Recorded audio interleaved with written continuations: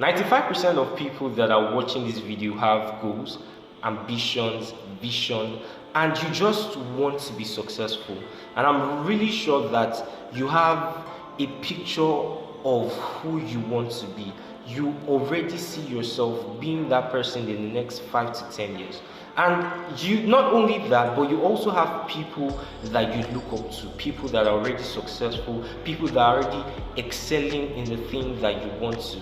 And this got me thinking, and I was thinking to myself that what exactly separates those who are successful with those who are unsuccessful? What is the line that sets them apart?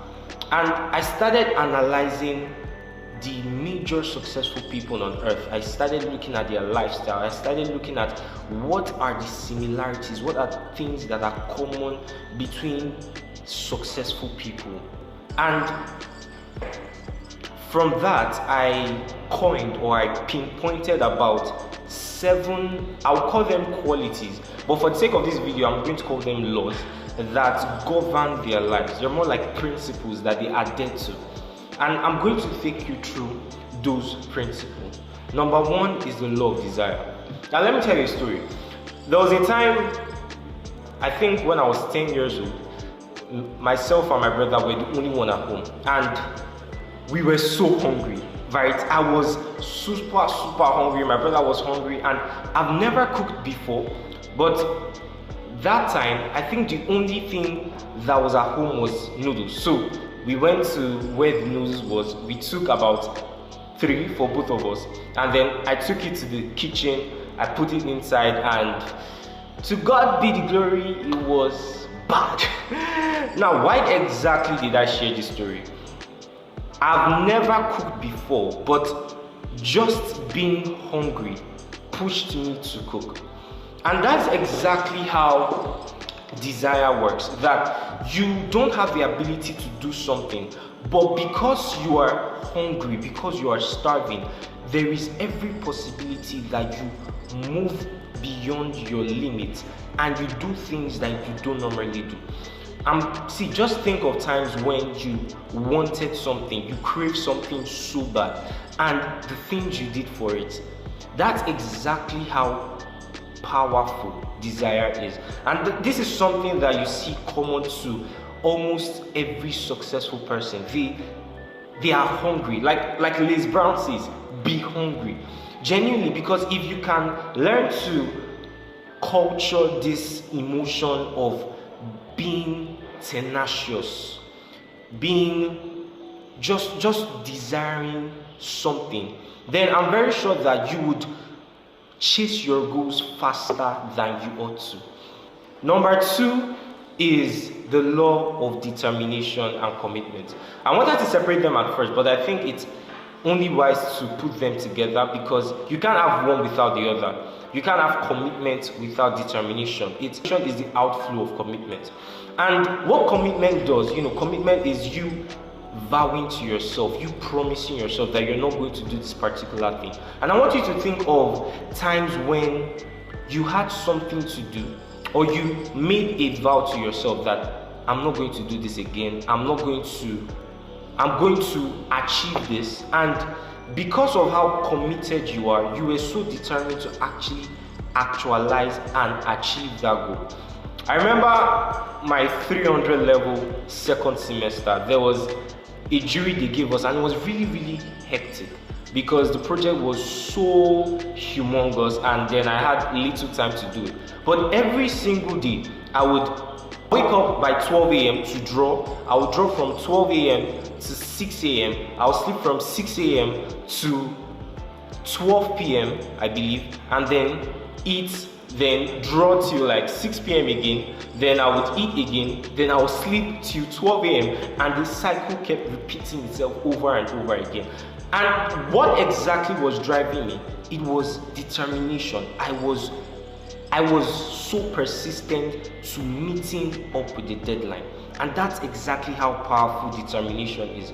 It's not that you don't have the ability to do what you want to do, but maybe it's because you're not determined enough to get there. Number 3 is the law of sacrifice and discipline. I was scrolling through Pinterest one day and then I saw a quote and it says, "The road to heaven feels like hell and the road to hell feels like heaven." And that is so profound, because once you think about it, you can't grow if you don't give up something.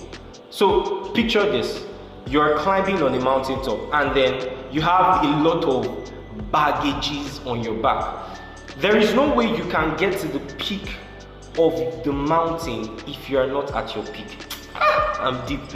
But what I'm trying to get at is this: that if you don't let go of those things that are holding you back, if you can't let go of them, then you won't get to where you want to be. You won't function optimally. And if you can discipline yourself, if you can do what you need to do when you need to do it, you see a tremendous change as it pertains to actually achieving your goals. The fifth one is law of resilience. Now, this law of resilience is super important, and it's so powerful, because it's one thing to go on a journey, it's another thing to stay on that journey regardless of how many times you've been knocked down. And resilience is so important for anybody that's going on a growth journey, or you want to be this, you want to be that.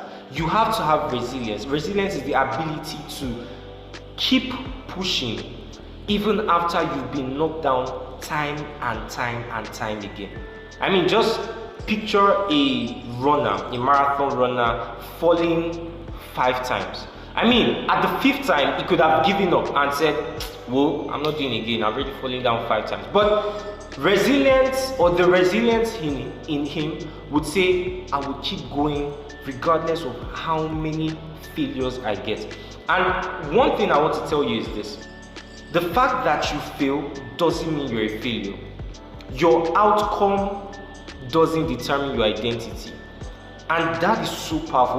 Once I understood that the fact that I failed doesn't make me a failure, but it just means that I failed. And if we think about it, failure is actually a step to success, because if you've never failed on a particular thing, then how would you know what exactly to do?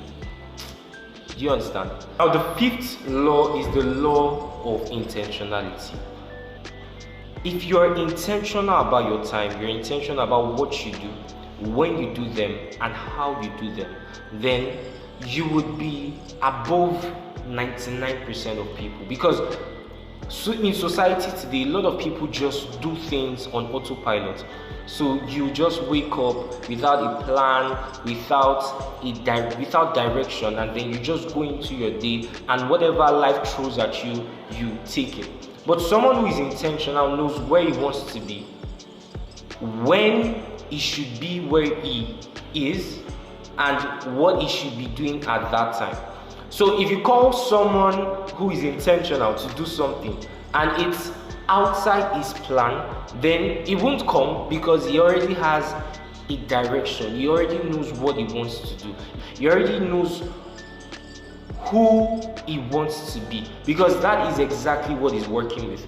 He has a vision, and because of that vision he has, he's intentional about every single second. I heard a quote, and it says that if you focus on the now, then the future will take care of itself. And that is so true. Now, the 6th law is the law of love. Now, a lot of people ask me, "Alright, why do you work out so much? I mean, you go to the gym, you feel so much pain, you post a lot of calisthenics videos, and then why exactly do you do the things you're doing? Why are you going on when it's so hard and so tedious?" And the reason is so simple. I love it. See, I'm very sure you have one friend who does something that's so tedious. Let's say we always have that one friend who always reads novels. And you're like, "Bro, why are you always reading novels? Are you not tired? Is it not stressful? Why are you always reading 250 pages every single week? What's wrong with you?" And to them, it doesn't seem like work. It doesn't seem like a chore. It's something they love, so they can do it with ease. See, once you can internalize love in whatever you're doing, then it would change how you see it. You won't see it as work, you won't see it as a burden, you won't see it as a chore, you will see it as delight. And every single time you do it, you would always be happy to do it. Every time I go to the gym, I'm always happy because I genuinely love it. I genuinely love hitting reps, I genuinely love doing push-ups, I genuinely love doing pull-ups. Once love is established, then the journey would be smoother. The seventh, and which is the last, is the law of purpose. See, there is a difference between I want to be rich. I mean, everybody wants to be rich.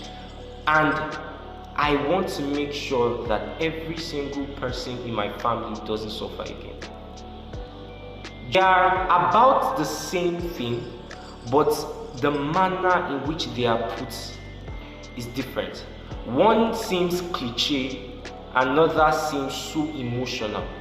See, once your why is emotionally tied to you, then you would have motivation to wake up every single day.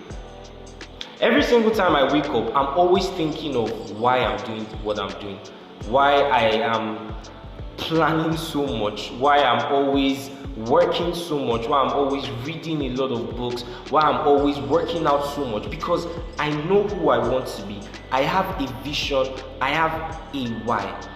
Like Miles Monroe said, he said, if the purpose of a thing is not known, then abuse is inevitable. And that's true. If you don't know why you're doing what you're doing, there's every possibility that you stop before you even get to the finish line. If you can just internalize just one out of all these laws, if it's love or desire or determination or commitment or discipline, if you can internalize just one, you see tremendous zeal, determination, devotion, and dedication to achieve your goals. So write in the comment section what law stood out to you and what law are you bent on internalizing. Till next time.